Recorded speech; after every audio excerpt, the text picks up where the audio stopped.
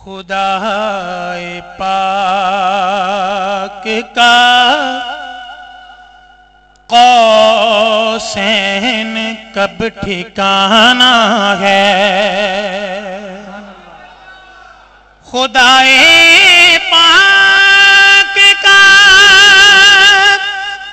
قوسین کب ٹھکانا ہے، فقط مقام نبی، فقط مقام نبی خلق کو دکھانا ہے۔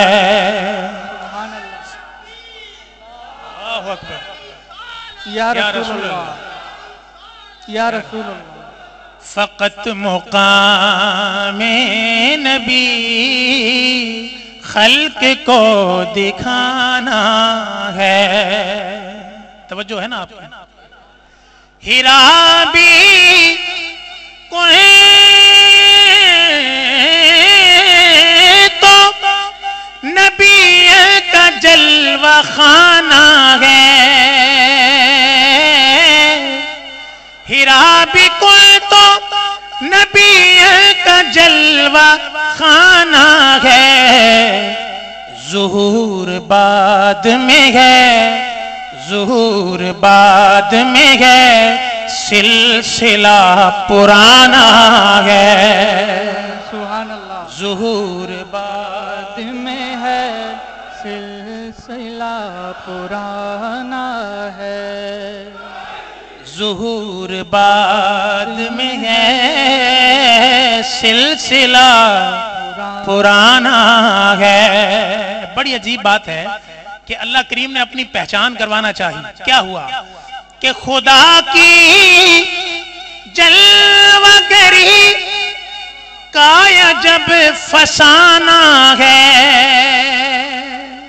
خدا کی جلوہ گری کا جب فسانہ ہے، ارے نبی کو دیکھ کے، نبی کو دیکھ کے ایمان خدا پہ لانا ہے، نبی کو دیکھ کے ایمان خدا پہ لانا ہے۔ سبحان اللہ بھی ساتھ کہہ دیں۔ سبحان اللہ، سبحان اللہ۔ یہ بڑا پیارا شعر ہے جناب محترم یوسف میمن صاحب۔ میں نے ٹیکسٹائل میں انجینئرنگ کی ہے، ہم نے ٹیکسٹائل میں پڑھا تھا کہ جب کپڑا بنتا ہے تو ایک اس کا تانا ہوتا ہے اور ایک بانا ہوتا ہے، ایک تانا اور ایک بانا ہوتا ہے، ہماری زبان میں اس کو وارپ اینڈ ویفٹ کہتے ہیں۔ اب شاعر نے لکھا جب یہ کائنات مارز وجود میں آئی تو اس کا بھی کوئی تانا بانا ہونا چاہیے تھا نا۔ سماعت کریں کہ تم ہی ہو مقصد تخلیق کائنات آقا،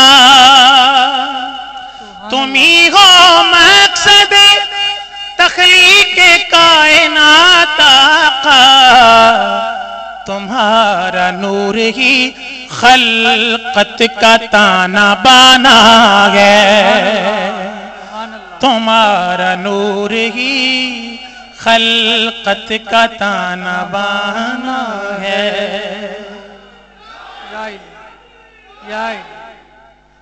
اور یہ جان کر ہی دل و جان غم گوا بیٹھے کہ ان کی راہ میں کھونے کا نام پانا ہے، کہ ان کی راہ میں کھونے کا نام پانا ہے۔ اور اس کا آخری شعر پڑھتا ہوں، شعر تو بہت ہیں، یہ حاصل کلام شعر ہے۔ نبی کو مانتا ہر کوئی ہے لیکن بات ماننے تک نہیں ہے۔ عرض کرتا ہوں، توجہ ہے نا جی؟ یہ بڑا پیارا شعر ہے کہ نبی شناس تو ہے ہر زمانے میں لیکن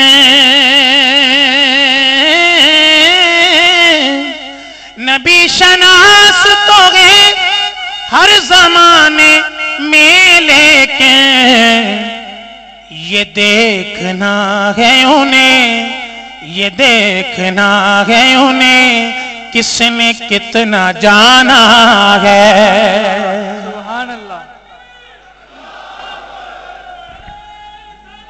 یا رسول اللہ، या इलाही। یہ دیکھنا ہے انہیں کس نے کتنا جانا ہے، یہ دیکھنا ہے انہیں کس نے کتنا جانا ہے۔